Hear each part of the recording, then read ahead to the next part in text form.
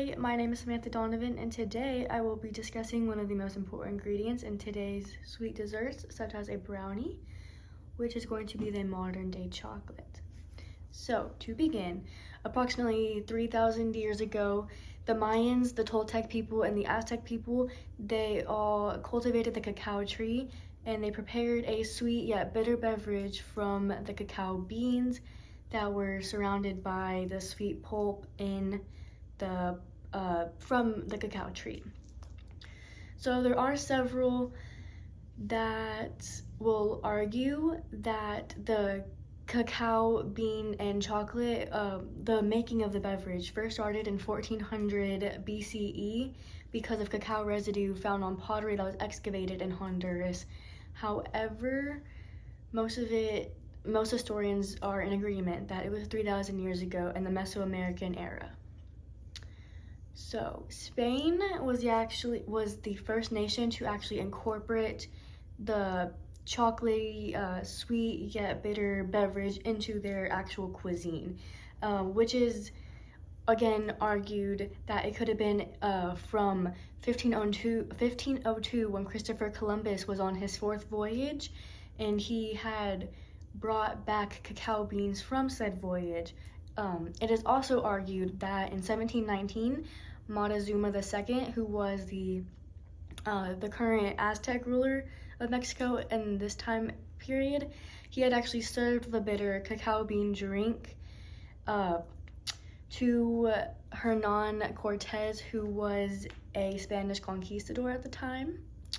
However, there's actual evidence that in 1585, that was the first recorded shipment of chocolate to Spain, or the cacao beans that turned into chocolate to Spain from Mexico in the Mesoamerican era.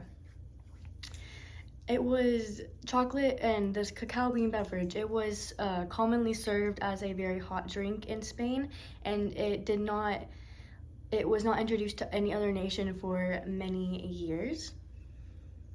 All right, in 1657, there was a French man who actually opened a shop selling the sweet, bitter, what we would call now chocolatey, like hot chocolate beverage. However, it was very expensive and only the wealthy could afford it. Therefore, it was not very common anywhere else but Spain still, although other nations did have access to it now. In London, several chocolate houses became a place for wealthy meetings, political party meetings, and just places where all of the government leaders and all of the leaders of a certain area could just meet up, and these were all at chocolate houses. And Francis White in 1693, he had opened White's, which was a well-known chocolate house where there were all of the wealthy people where they all met up. In 1700, the English actually improved this chocolatey sweet bitter drink by adding milk to it, which is what we would now call milk chocolate, which is what many of our desserts are made of now.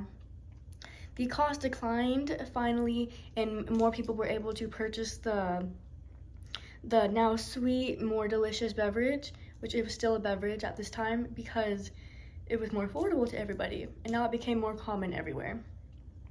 In 1765, chocolate and the making of chocolate spread overseas to the Americas, and American colonies started using the cacao beans from their voyages from the West Indies.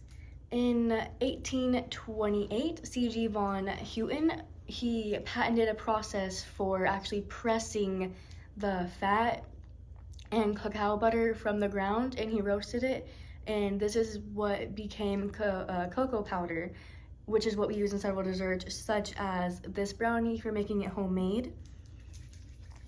In 1847, they combined the cocoa butter with chocolate liqueur and sugar to produce what we would call sweet eating chocolate, such as the chocolate on the top side of this mint. And in 1876, Daniel Peter, who was from Switzerland, he added dried milk to make milk chocolate, which allows the chocolate to last much longer. Thank you for listening. I hope you learned something today.